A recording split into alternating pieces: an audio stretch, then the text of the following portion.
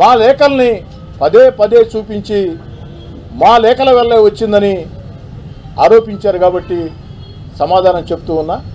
మా లేఖల వల్ల రాకున్నా ఇది ఒక వివాదం అయింది కాబట్టి ఈ యొక్క అనుభవం జీవితంలో ఒక పాఠం నేర్పించింది.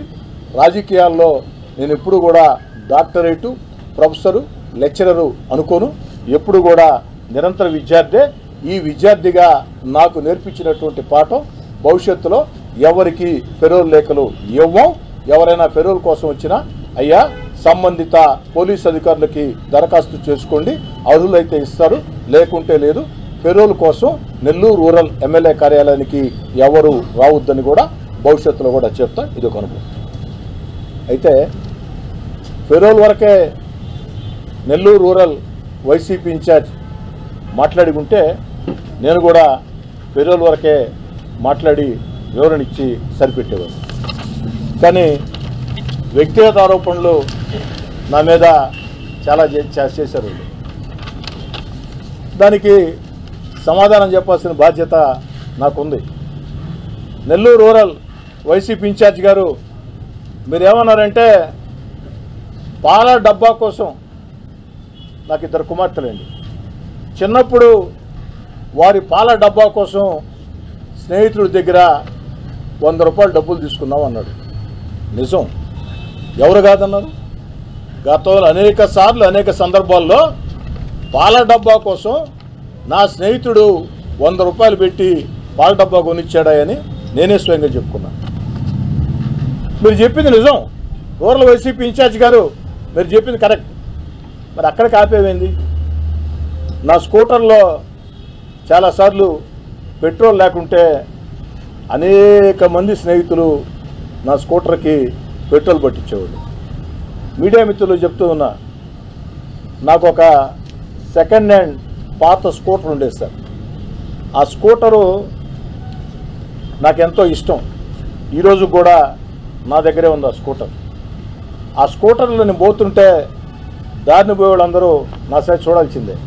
ఎందుకంటే పాత స్కూటరు సౌండ్ ఎక్కువ వచ్చేది. అప్పుడప్పుడు సైలెన్సర్ ప్రాబ్లం వస్తే 1990లో ఆ రోజుకు నేను కాంగ్రెస్ పార్టీ నాయకుడిని, జేకే రెడ్డి గారు ఎమ్మెల్యేకి సన్నిహితుడిని. అయినా సైలెన్సర్ రిపేర్ చేయించాలంటే 450 ఖర్చు అయితే, ఓ 10 రోజులు ఆలస్యం జరిగితే సైలెన్సర్ లేకుండా రోడ్లో స్కూటర్ పోతూ ఉంటే అందరూ మన సైడ్ చూడక తప్పదు కదా సార్. అదొక అనుభవం. ఎవరు కాదన్నారు వైసీపీ ఇన్ఛార్జ్ గారు? నాదేమైనా మైసూర్ మహారాజా కుటుంబం, గ్వాలియర్ మహారాజా కుటుంబం ఎప్పుడైనా చెప్పానా? నేను ఎప్పుడు చెప్పలేదే. నా తండ్రి ఎమ్మెల్యే కాదు, నా తాత మంత్రి కాదు, 100 కోట్లు 1000 కోట్ల ఆస్తులు ఉండే కుటుంబం కాదు, కష్టాలు నష్టాలు కన్నీళ్లు ఉండే ఓ సామాన్య మధ్యతరగతి రైతు కుటుంబం. నేనే అనేక సార్లు చెప్పా. దాంట్లో దాపరికం లేదు. ఇంకోటి కూడా, స్కూటర్ పెట్రోలే కాదు, పార్టీ కార్యక్రమాలకి హైదరాబాద్ వెళితే లాడ్జీలో ఉండాలంటే 90లో 150, 175, 200. మడత మంచంలో ఉంటే 10 రూపాయలు. మడత మంచాల లాడ్జీలో నేను నెల కాలాల పాటు ఉండా. మడత మంచాల లాడ్జీలో. ఎందుకు మడత మంచాల లాడ్జీ అంటే మధు 10 రూపాయలే దానికి. హోటల్లో ఉండాలంటే 150, 175, 200 కాబట్టి మడత మంచాల లాడ్జీ అయితే 10 రూపాయలు. ఇది కూడా చెప్పున్నానే, మర్చిపోయా వైసీపీ ఇన్ఛార్జి గారు. మరి మడత మంచాల లాడ్జీలో ఉన్నాం, స్కూటర్ పెట్రోల్ లేక స్నేహితుల సహకారం తీసుకున్నాం, పాల డబ్బా కోసం స్నేహితుల సహకారం తీసుకున్నాం. అంటే ఎప్పటికి అలానే ఉండిపోవాలా? ఎప్పటికి అలానే ఉండిపోవాలా? జీవితంలో 2014లో నేను ఎమ్మెల్యేనైతే 2000 సంవత్సరం నాటికే, అంటే 14 ఏళ్ల ముందే నాకు రియల్ ఎస్టేట్ వ్యాపారం ఉంది. స్నేహితులతో కలిసి కాంట్రాక్ట్లు ఉన్నాయి, స్నేహితులతో కలిసి. ఆ రోజే నాకు 2000 సంవత్సరంలోనే కారు ఉంది. 2003లో నా ఇంటికి 2 కార్లు వచ్చాయి. 2009లో సొంత ఫ్లాట్ వచ్చింది. ఇవన్నీ ఎమ్మెల్యే కాకముందే. మరి ఎమ్మెల్యే కాకముందు 14 సంవత్సరాల ముందు రియల్ ఎస్టేట్ వ్యాపారం ఉంది, చిన్న చిన్న కాంట్రాక్టులు ఉన్నాయి. ఇప్పటికీ అవి కొనసాగిస్తున్నాం. ఇప్పుడు ఆర్థికంగా స్థితిమంతులం కాబట్టి కొంచెం పెద్ద పెద్ద రియల్ ఎస్టేటు, పెద్ద పెద్ద కాంట్రాక్టులు స్నేహితులతో కలిసి చేస్తున్నాం. తప్ప అయ్యా రూరల్ వైసీపీ ఇన్ఛార్జ్ తప్ప రాజకీయ దందాలు చేస్తే తప్పు, ఆర్థిక దందాలు చేస్తే తప్పు, వ్యాపారాలు చేస్తే తప్పు కదయ్యా. నేను ఆర్థిక దందాలు చేసి ఉంటే, రాజకీయ దందాలకు పాల్పడి ఉంటే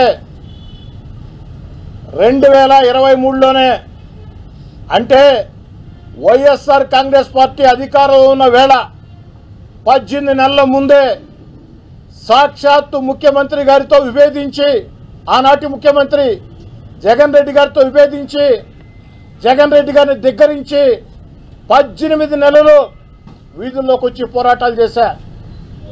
మరి రాజకీయ దందాలు చేసి ఉంటే, ఆర్థిక దందాలు చేసి ఉంటే, మీ ముఖ్యమంత్రి జగన్మోహన్ రెడ్డి, ఆనాటి ముఖ్యమంత్రి జగన్మోహన్ రెడ్డి గారికి వ్యతిరేకంగా వీధుల్లోకి వచ్చి పోరాటం చేస్తుంటే ఎందుకు నా మీద చర్యలు తీసుకోలేదు?